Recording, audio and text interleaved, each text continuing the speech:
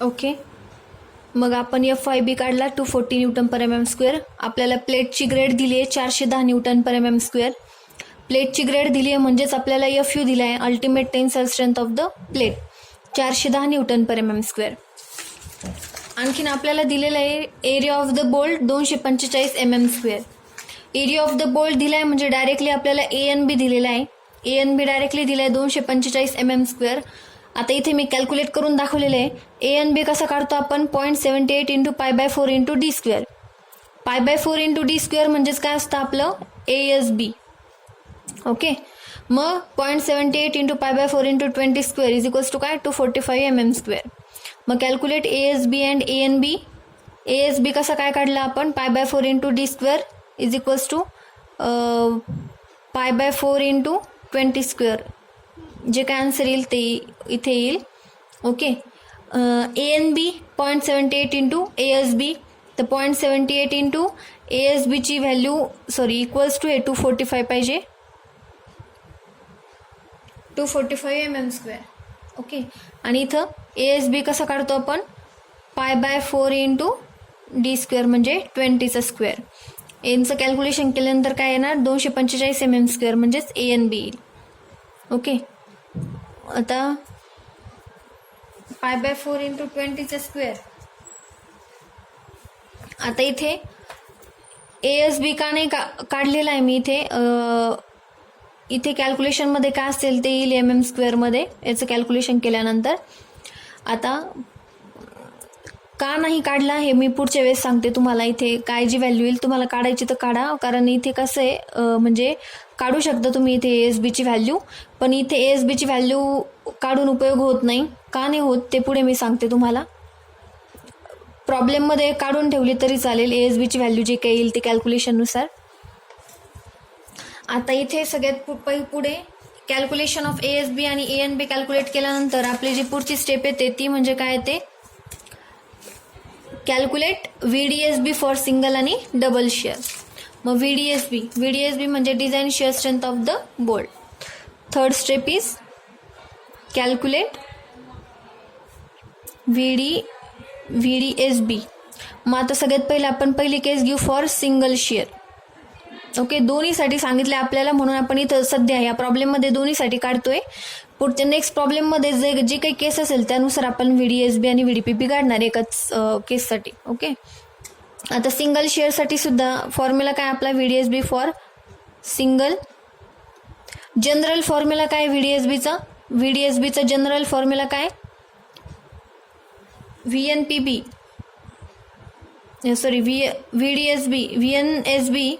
Divided by gamma MB which is equals to त्याचा formula काय FUB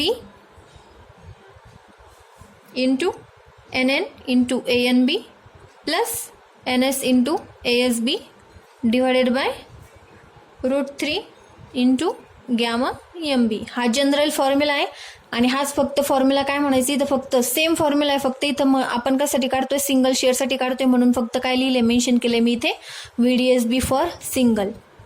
मग directly आपण हा फॉर्म्युला लिहिण्याऐवजी डायरेक्टली हा फॉर्म्युला लिहू FUB divided by √3 into NN into ANB plus NS into ASB divided by gamma MB. आता याच्यामध्ये सिंगल शेअरची केस आहे. मग आपल्याला माहिती आहे सिंगल शेअरसाठी NN काय असतो 1 आणि NS काय असतो 0.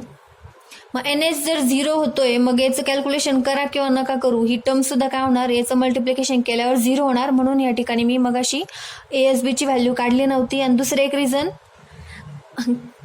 कॅल्सी नसल्यामुळे मी ASB ची व्हॅल्यू काढलेली नाही. तर मग तुम्ही प्रॉब्लेममध्ये काय करायचं ASB आणि ANB ची व्हॅल्यू सॉल्व करून द्यायची, काढून ठेवायची. ओके, मग FUB ची व्हॅल्यू काय दिलेली आहे आपल्याला ultimate tensile strength of the bolt FUB काय आहे 400.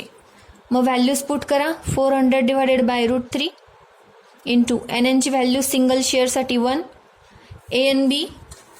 ANB काय आपला 245 mm square 245 mm square plus NS ची व्हॅल्यू काय सिंगलसाठी 0 इंटू ASB. तर कॅल्क्युलेशननुसार काय असेल ती व्हॅल्यू ती इथे टाका. ASB ची value divided by gamma m b. Already I S कोडनुसार गॅमा एम बीची व्हॅल्यू आपल्याला गिवन आहे, ती म्हणजे काय 1.25. मग ती व्हॅल्यू इथे टाका 1.25. याचं कॅल्क्युलेशन जर केलं तर याचं कॅल्क्युलेशन केल्यानंतर तुम्हाला न्यूटनमध्ये व्हॅल्यू मिळते 45,260 न्यूटन, म्हणजेच किलो न्यूटनमध्ये 45.26 किलो न्यूटन. ही आली तुमची VDSBची strength for single shear. Okay. मग आता डबल शिअरसाठी VDSBची व्हॅल्यू काढायची फॉर सेकंड केस. डबल शिअरसाठी सिम्पल, एक तर फॉर्म्युलामध्ये NS ची व्हॅल्यू 1 टाकून तुम्ही सॉल्व करा सेम, किंवा सिम्पली काय VDSB फॉर डबल कसं कॅल्क्युलेट करू शकतो, 2 into VDSB for single shear. थोडाफार फरक पडेल व्हॅल्यूमध्ये, पण बाकी कॅल्क्युलेशन सेम राहील. मग 2 इंटू 45.26 किलो न्यूटन, तर याचं कॅल्क्युलेशन येतं VDSB for double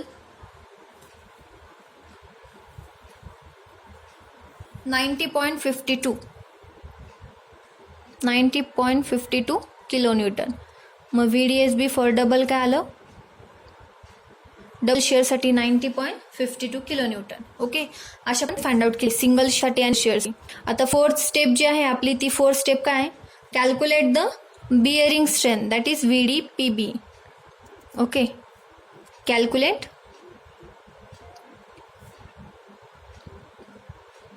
design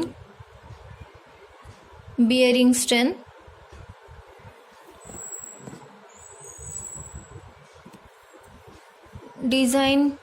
strength of bolt. मग त्याचा फॉर्म्युला काय VDPB साठी, VNPB divided by gamma MB.